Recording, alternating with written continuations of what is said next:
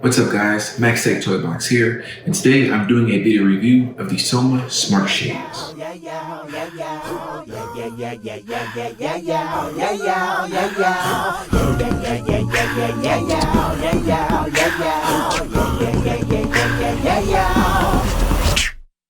So, the SOMA Smart Shades, they want to convert your dumb shades to smart shades. In the simplest of terms, that's exactly what it is. Setup is super easy and can be accomplished in less than 5 minutes. I'm gonna go ahead and show you guys a video of me setting it up in real time.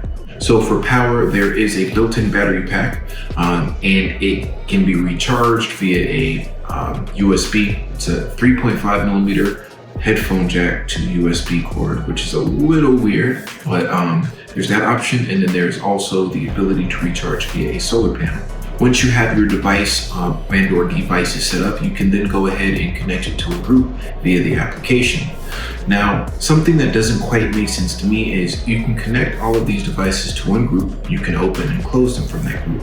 However, if you want them to open and close at a set time or a set event like sunrise or sunset, a set time of day, once the sun starts to decrease or the amount of illumination starts to decrease, you can do all of that specifically for each device, but you can't set it up for one group, which makes it very, very difficult. Well, not very difficult, but time consuming to do that for each and every pair of smart blinds that you may have.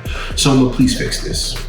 It makes perfect sense to be able to just group this as a trigger for an entire group instead of you having to do this for each pair of blinds that you have inside your room. From the application, you can do things like open the blinds and close the blinds. Where the real magic happens is when you connect this to the SOMA Connect.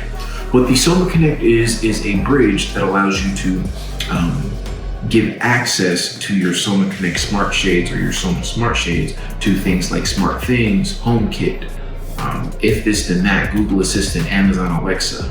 And that's really where the power is, because as you guys know, in any sort of smart home, the power is not in having an individual device that can do one thing, but being able to connect all of those individual devices to be able to accomplish either one thing or one set scene or one set routine. And this works sometimes.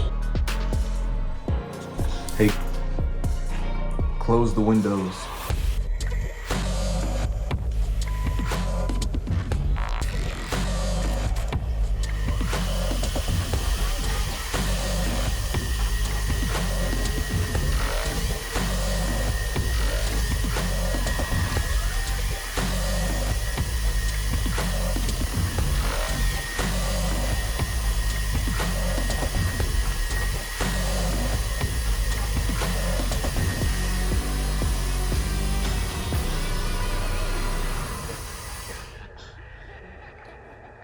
Hey Google, open the windows.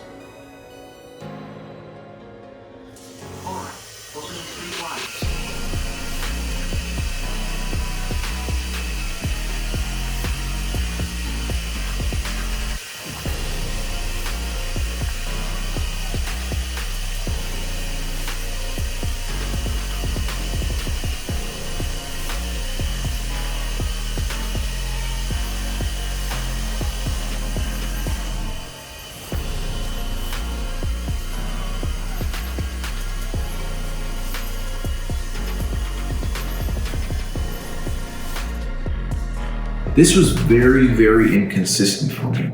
I set up routines and sometimes they worked. I would say the catchphrase, okay, open blinds. And sometimes they would open and sometimes they wouldn't do anything. Sometimes they would close, sometimes they wouldn't do anything. Even when I went directly into the Smart Things app, sometimes the real-time update that was shown in the Smart Things app wasn't consistent to what was actually happening. For example, I may go into the Smart Things application and it would say that the blinds were closed, but in reality they were open. I don't know why this was happening. I did reach out to SOMA support and they were very helpful in trying to help me to get this to work, but the list of different things that they listed under general considerations is ridiculous. The place or the locations that they said that you can't mount this thing just makes it seem like it's much more of a beta product than a final product. For example, I'm going to read you guys verbatim what the email stated. This is quite a long email. So how close is the hub from your motors? Are there any walls or doors between the Connect and the motors? Are there any other electronic devices near the motors or near the Connect? It would help if you could describe your setup a bit. In which rooms, how many motors you had, the device name, serial number, blah, blah, blah. Where is the Connect located? One thing is to consider is that in addition to walls, floors, ceilings, doors, furniture, also electrical equipment like Wi-Fi routers, voice assistants, mobile phones, or other home automation devices might affect or interfere with the radio waves, making the connectivity sometimes worse, even if bringing the devices visually closer. In that case, the workaround has been to try to place the Connect in different places in small 0.5 meter to 1 foot steps to find a better spot or position for the connectivity. Unfortunately, we have yet to come up with a software tool which would guide a user in doing so. In case you have SOMA Connect, not the mini edition, then another thing to try is to disable the Wi-Fi and use a cable connection if the router is not too far away from the motor. You can disable the Wi-Fi by opening blah, blah, blah. General guidelines, something else I stated. Do not place the Connect too close to the motors. Leave at least 3 meters to 10 feet between the motor and the Connect. Do not place the Connect inside a metal box. Do not place the Connect too close to other electrical equipment like Wi-Fi routers or TV. Make sure that SOMA Connect is not behind this equipment or not between the Connect and the motors. Place the Connect in 1 meter to 3 feet height from the floor. Place the Connect on the same story as the devices. Do not place in the basement. Make sure to select the closest Wi-Fi access for the SOMA Connect. So that's quite a bit of intricate details that you have to be wary about when setting up the SOMA Connect, especially since this is supposed to be a bridge to connect these smart shades to your SmartThings router or Google Assistant, Amazon Echo, all of those different things. That means it seems as if from this, you can't have a single SOMA Connect to control all of the devices within your house. You would have to have multiple inside each room.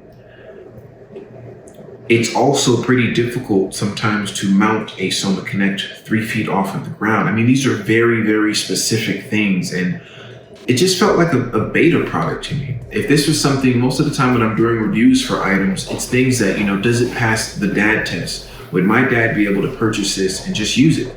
It's advertised as being able to convert your dumb shades to smart shades, and it's super easy to set up. But the SOMA Connect aspect is very, very difficult, and it's just not user-friendly at all. So I know that my dad wouldn't be able and shouldn't really have to go through all of these different steps in trying to set up the SOMA Connect. You should just be able to plug it in, set it, and forget it. SmartThings, for example, the SmartThings Hub, you sort of plug it in, set it, and forget it. They don't have all of these general guidelines that you need to use. Google Assistant, same thing. Anything that connects to Wi-Fi, you don't have these problems with connectivity.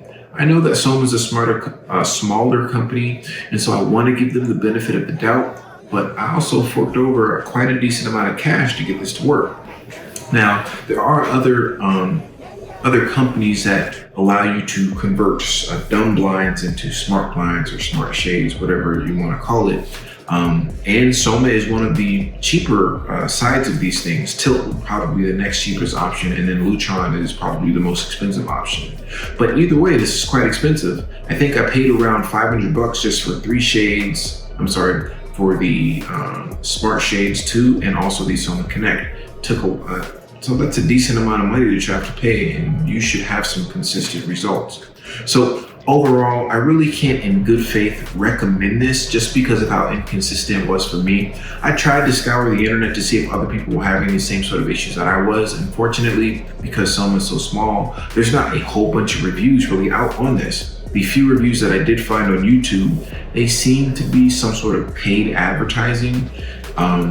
And so you guys kind of know how that goes. So I did want to put this out there, not to put SOMA on blast or to, talk trash about a particular company. I like to do honest reviews. So I know that if there's something out there that I'm trying to find, I would appreciate if somebody was doing a review on it so that I could save time and money and hassle. And hopefully maybe this is something that would light a fire under SOMA's butt so that they can get this issue fixed. So this is Max Tech Toy Box. Hope you guys enjoyed the video review.